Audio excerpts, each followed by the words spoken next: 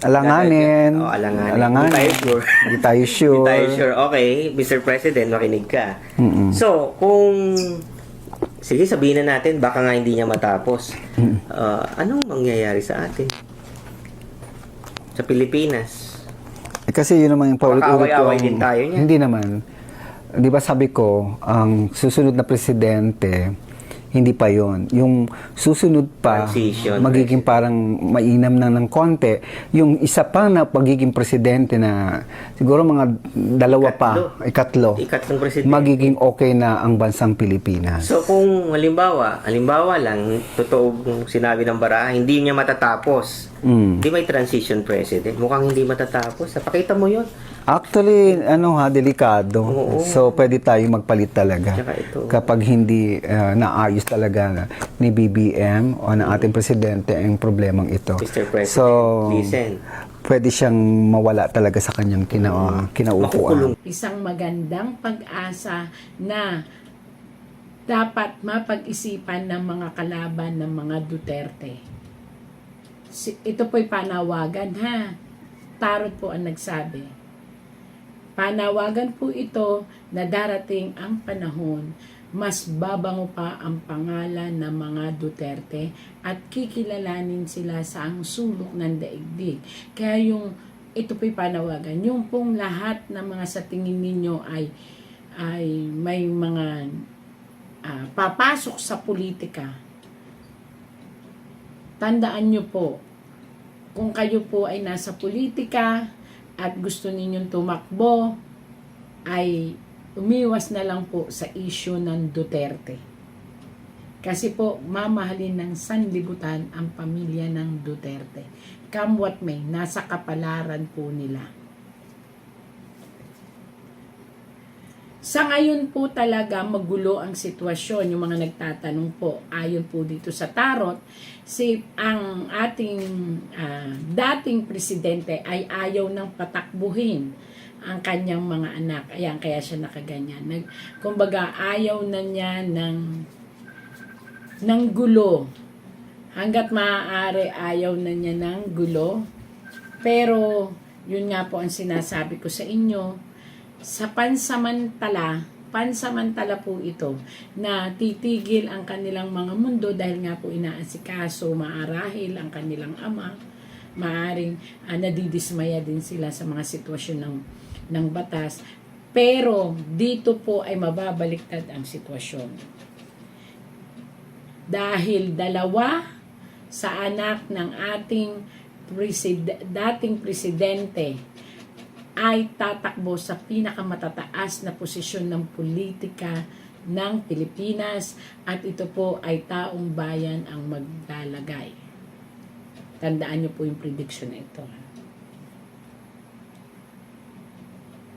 Maging ang isang sitwasyon ay hindi makakapigil dahil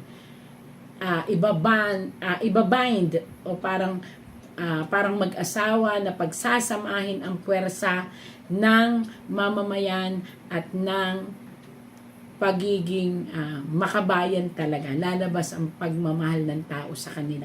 Hindi lang sa politika, kung hindi sa legacy na sinasabi. Wow! Ako po'y nagbabasa lang ng tarot, ha? Ayan po. Ayan. Kaya huwag niyong pansinin kay baliktad o hindi. Basta ang mahalaga, ang magaling na psychic po, wala iyan sa posisyon. Wala iyan sa baliktad o pag ganon. Dahil ang psychic nagsasabi ng totoo. Nakita niyo ho ito? May isang bansa ho ito, nagsisignify so ito ng isang bansa na gumagawa ng isang malawakang tulong. Isang bansa na lalabas po na tutulong upang ang ating dating Pangulong Roa Duterte ay magkaroon ng tamang hustisya. Isang bansa, malaking bansa.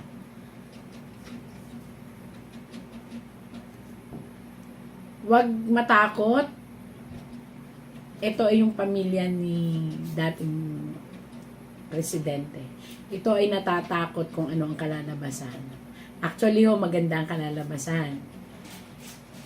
sabi ko nga sa inyo baka maging bayani pa ang ating dating presidente. My gosh. Malapit na po ang pagdidiwang ng Pilipinas. Isang perma na lang po ang hinahanap. Makakalabas ang ating dating presidente. Sabi ko nga po sa inyo, yung pirmang iyan ay napakahalaga kung kanino man ho yung permang yan. Yun na lang po ang hinahantay. Na sana po ay huwag ipagdamot. Kapag ipinagdamot, mawawala ang pagmamahal ng bayan, ano ba yan, nabubulol ako, bayan at ng taong bayan. Iba po yung bayan, ang bayan, itong ating Pilipinas. Ibig sabihin, mayroon tayong divinities na pagmamahal ng inang bayan. Yun ay hindi nakikita, yun ay mga himala or mga suporta galing sa bayan at mga taong bayan. Etong mga taong bayan na to, kapag pinagdamot ang isang perma, hindi ko alam kung anong perma ho yun, kasi tinta ho ang ibig sabihin yan. Ay lilikha ng isang malaking kabiguan sa taong bayan. At iyon ang magiging hudyat ng pagbagsak ng isang pamumuno. So sana wag pong ipagdamot para everything is okay.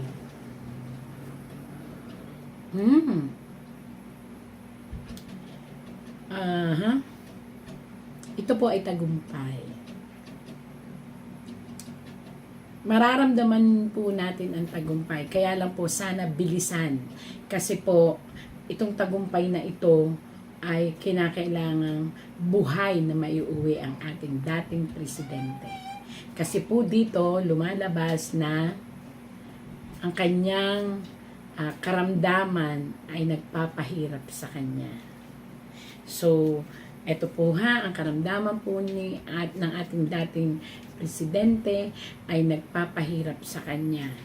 So, kailangan po siyang maiuwi agad at sana naririnig tayo ng kung sino man yung dapat daw pumirma. May perma lang kung kailangan. Yun ang sinasabi dito. Para mailabas ang ating dating presidente, hindi ko alam po kung ano yun, basta ako nagbabasa lang ng tarot.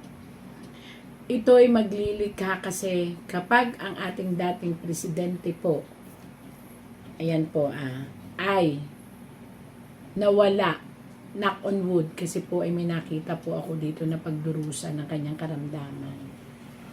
Pag ito po ay nawala, ito po ay magsisilbing pagbagsak ng isang pamumuno ng buong angkan ng namumunong yun, kung sino man po siya. Kaya sana po ay magkatulong-tulungan na maibalik ang ating presidente ng buhay. Actually, for the first time in the history, nakalagay dito, ng isang ICC. Ayan. Bakit po sinabi kong ICC? Isang malaking pundasyon, asosasyon. Pundasyon.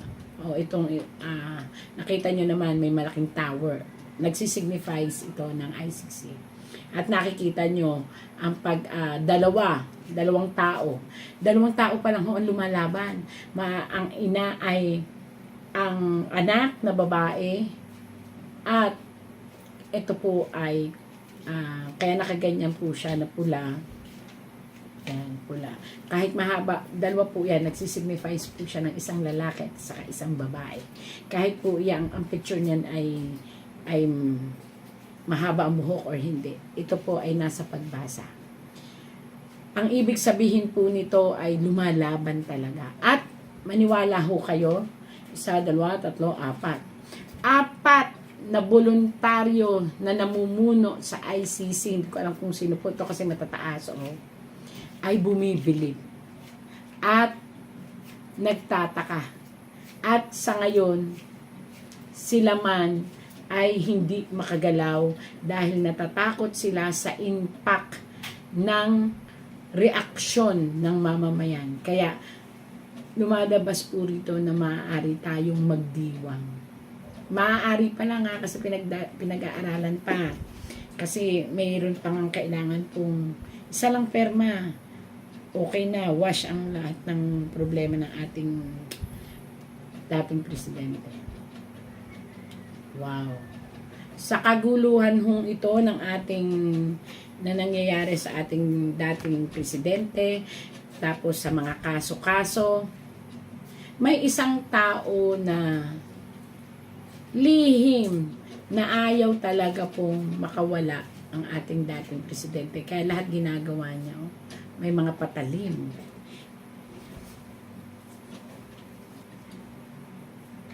Naku, sino ito? Pero, I doubt it kung sino man ho kayo. Wala ho kung mini-mention na pangalan kung sino ka man na ito o ayaw na ayaw niyang makawala ang ating dating presidente. Sorry to say, mukha pong magiging bigo ang inyong kagustuhan dahil magjo-join po ang ibang bansa. At mukhang maiipit ang malalaking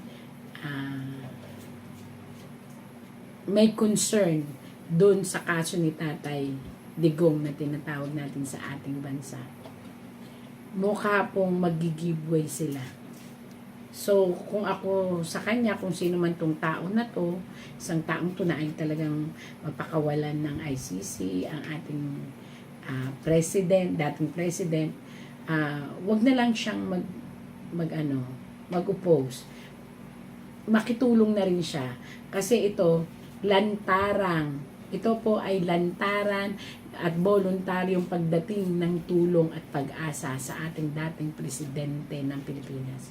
Ibig sabihin po, maraming bansa, maraming presidente ang tutulong sa ating dating presidente. Lalo na po, at lumabas dito na may bagong pag-asa. Deficit. That's why, my friends, I am putting my faith on Sara Duterte for president.